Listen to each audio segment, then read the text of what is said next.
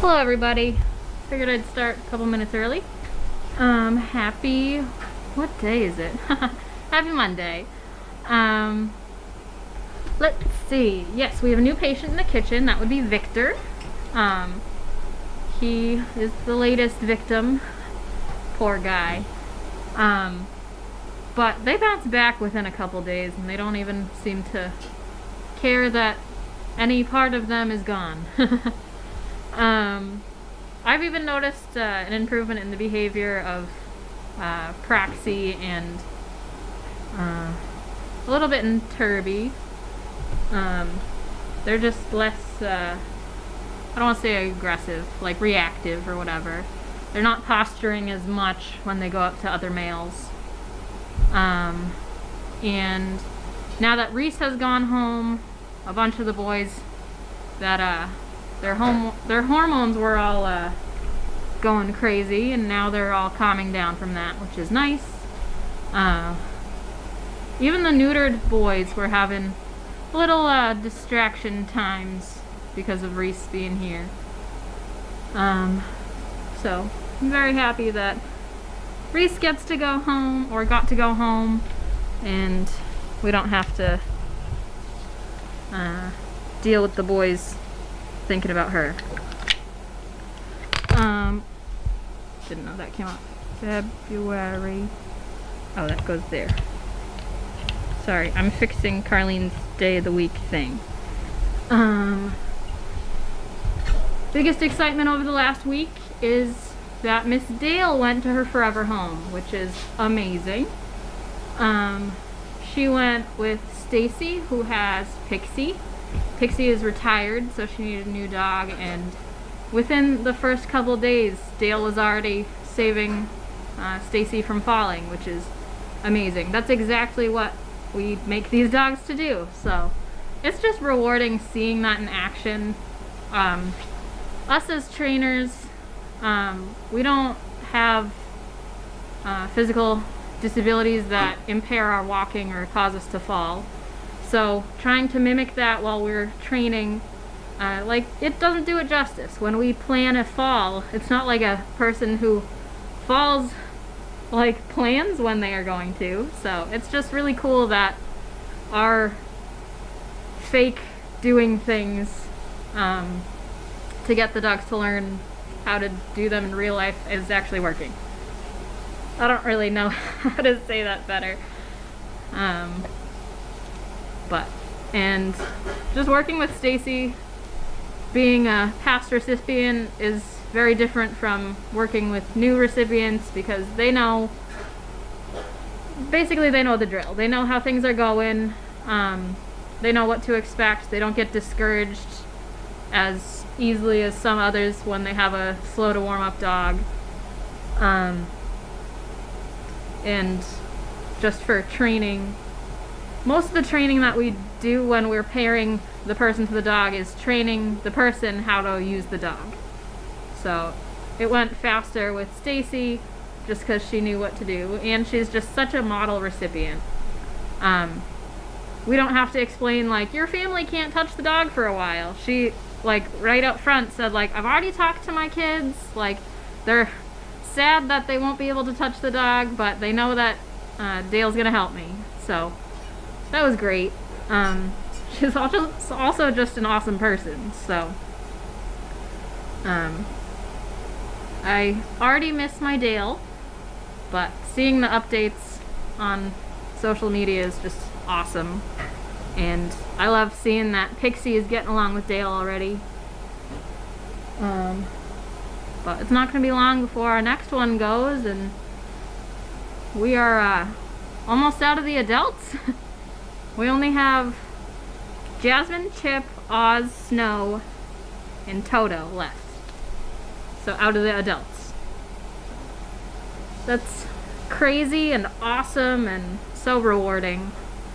And these puppies, they are just getting it. Sometimes it's like I forget how young they are because they're just doing so great. I took Turby to Home Depot today, and he just walks right next to you, keeps your pace, doesn't need constant reminders. So like, as we were walking, I was just doing my normal routine, and then I asked him to go on a downstay, and he like licked my face, and then I was like, oh yeah, you're still really young. And then he did go on a downstay, and he was great. So I'm just so proud of these guys. Percy has officially gotten over his aversion to cars, so he is more than happy to get in and out now. Let's see, who else? Larky is pretty much over his car phobia, which is good. I think the next hurdle for him will be getting in Carlene's car, because it's very different than getting into one of the RAVs, the RAV4s that we have for training. And I don't know, we'll just have to see.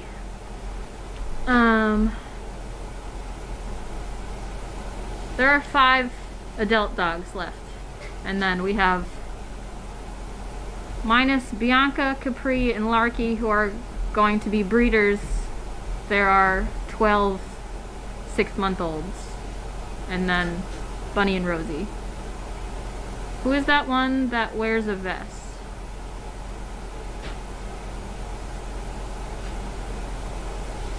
Are you talking about the picture of Cindy and Victor that's right there? Because that's just a blanket that he was wearing. When we go out training, we always have them wear vests. When we go to stores that aren't dog friendly. And then even if we do, a bunch of times we'll have the dogs wear a vest. Let's see. Bunny and Rosie are more than happy to get into the cars. They're still really small, so they can't jump in all the way, but they get their front paws up and they climb, and we help them get in the car. They've gone to the co-op and Tractor Supply and I think the hotel so far. But I'm impressed with them.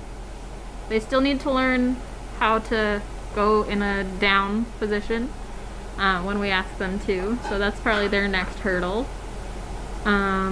Let's see, Jasmine, pretty much one of the only things that's an issue for her is recall, so she needs to do better with that. Unfortunately, because of the weather, we aren't as able to do outside recall sessions. There's like a ton of snow on the ground. When it's snowing, we're not really wanting to go outside. We can do it, we do it in short period intervals, but just the trainers, we don't really like being out in the freezing for too long. But like in a store, if we ask her to stay and then we walk a few paces away, her recall for that is perfect. So it's just out of vest, off leash recall, that is her issue. In the arena, there was one wearing a vest. I think that was either Bunny or Rosie working in the arena. I think Judy might have worked with Melvin in there today or yesterday. If it was black, probably Melvin.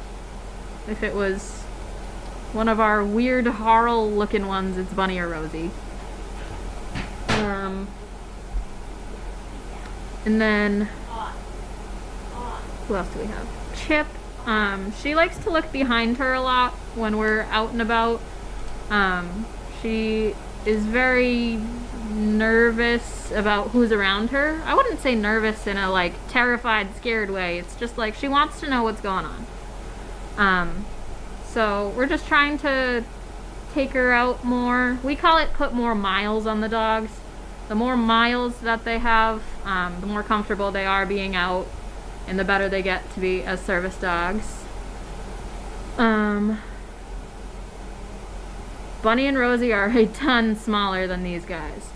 Bunny and Rosie were born in September, and even when our dogs were that, the 6-month-olds were that age, the SDP born dogs are a bunch bigger than Bunny and Rosie.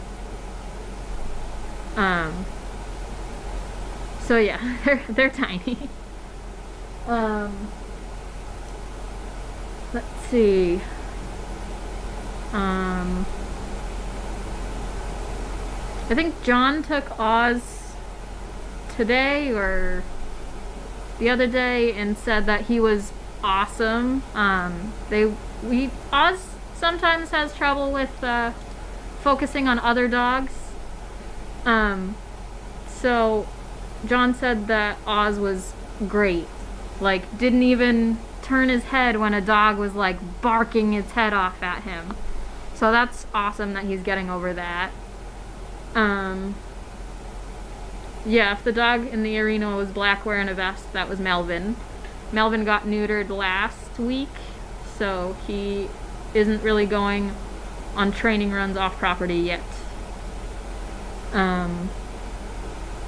Who else? Toto and Oz, some of their problem is they just love people so much that when we're out, when we pass someone, they just want attention from anybody they can get it at. So they're still learning that no, you don't get attention when you're in vests. And it doesn't help when people are like, oh, a puppy, can I pat it? Or just ignore us and just reach for the dog. Not that that happens a lot, but definitely sometimes. Snow is still a holdout. If you catch her real early when she's starting to misbehave and give her a good correction, sometimes she'll snap out of her funk and be perfect. But then other times it's every step you're like, stop pulling, or nope, we're going this way.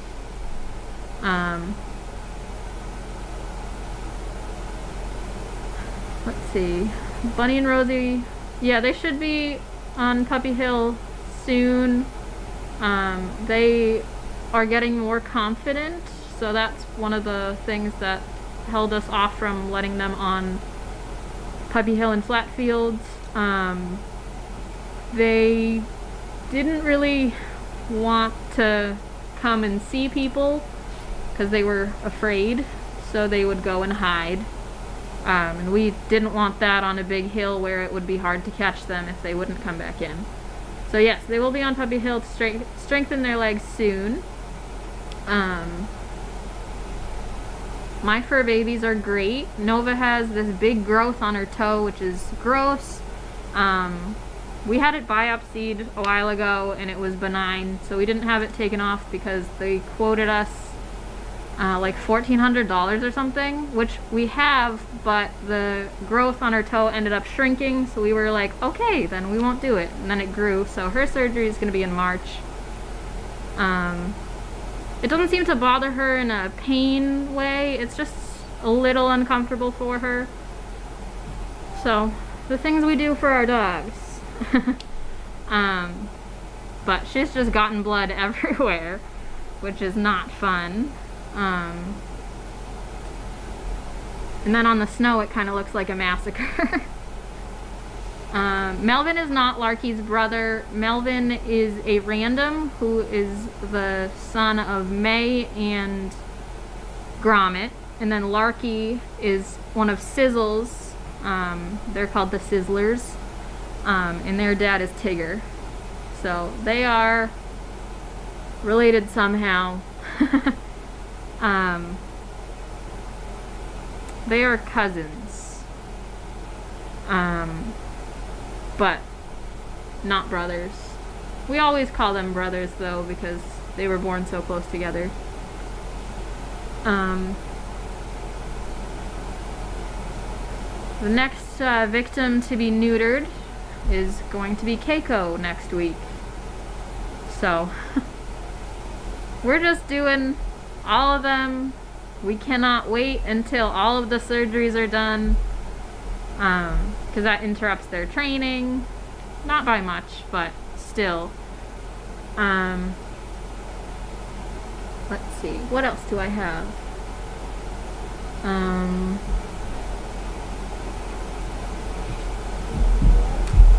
Trying to think.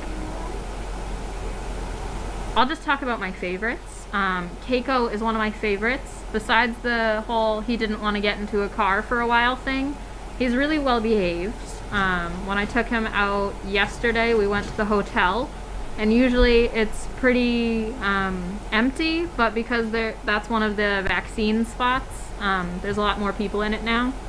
So we did a long downstay while people were walking by, and he didn't try to keep getting up.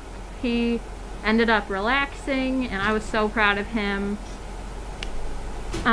I do not need to start a GoFundMe campaign for Nova. We can afford it. Between my parents and me, because we share her, we've got it. So we don't need any help with that. But it just seemed like a lot of money to put her through something at the time that it seemed like nature was taken care of on its own. But now that the growth has come back, we are having it removed. We already have an appointment and everything. And because it was already biopsied, we're not going to send it off to the lab, so that knocks off a little bit of money, which is good. Neville's already had 2 surgeries on his ear because he had a growth there a while ago. So, these dogs. That's why we ask like the recipients to like have a fund, like a separate bank account for their dogs, just in case something happens, because we want to make sure that the dogs are covered and they can get the most care. No, we haven't weighed these guys in a while. Every 3 months we do the all-wormer, so we weigh them before that because that's weight-based. We had been doing weights pretty regularly on the 6-month-olds, just because when they were on the liquid wormer, we needed weights for every, I think it was 3 weeks. So now it's less frequent. Today was ear and nails day, which was a blast. I'm responsible for ears, nails, wormer, both the heartworm and the all-wormer, and Advantix.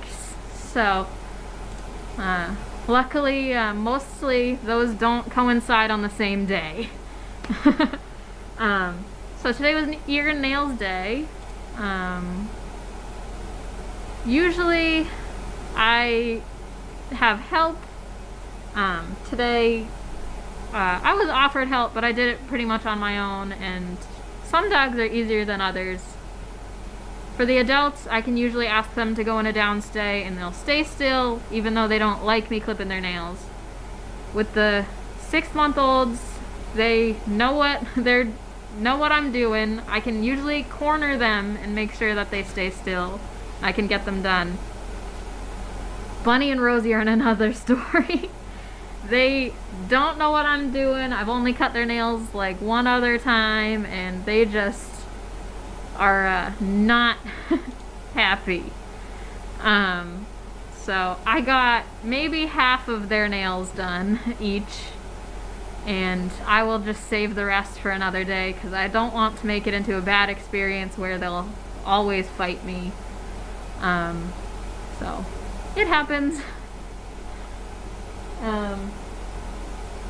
It's definitely not one of my favorite days. Yesterday I got a bunch of dogs out and I felt like I was on a roll, and then today, after ears and nails, which took like 3 hours of my day, I only got 3 dogs done. Like for, not ears and nails, like 3 dogs done training, and I don't know, it takes a lot of my time. So I'm gonna go home and sleep real well tonight. I'm gonna go get Carlene. Oh, she's not doing nail polish tonight. There was no nail. Oh, today's President's Day, right? Okay, I'm not gonna get Carlene. I'm just gonna shut up now. We have a nail clipper that we use to do their nails. We don't Dremel here because it would take way too long. But some people Dremel their dog's nails. I've had the experience doing the nails here for a while, and I would do my own dogs at home, so I just for a really good dog, it takes me like less than 2 minutes to do all 18 nails. And then there are some dogs that fight me tooth and nail and it takes me like 15 minutes. It's not fun. But I do it.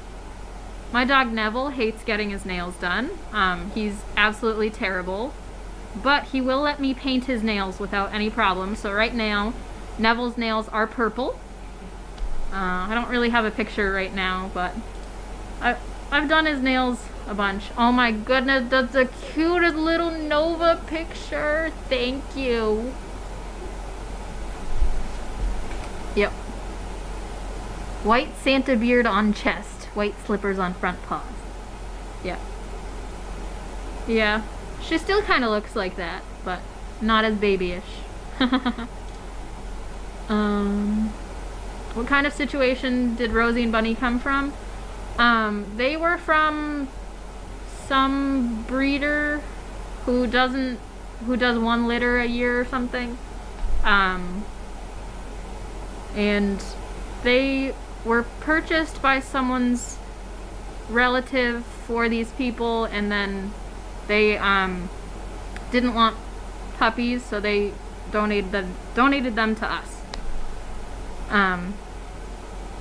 So we're gonna train them and see what we can do with them, but they're responding really well, so we're happy. So far we've only had 2 dogs that weren't born here become service dogs, Penny and Gretel. I am not sure what the cost is for spay and neuter for each dog. That would be a Carlene question. But I'm sure it's a lot. For a growth removal, that's like $1,200. So, I don't know. Between anesthesia and all that stuff, it's expensive. Dogs are expensive. Alright. I'm gonna sign off. I'm gonna go home. I will talk to you guys next week, hopefully. Have a good night.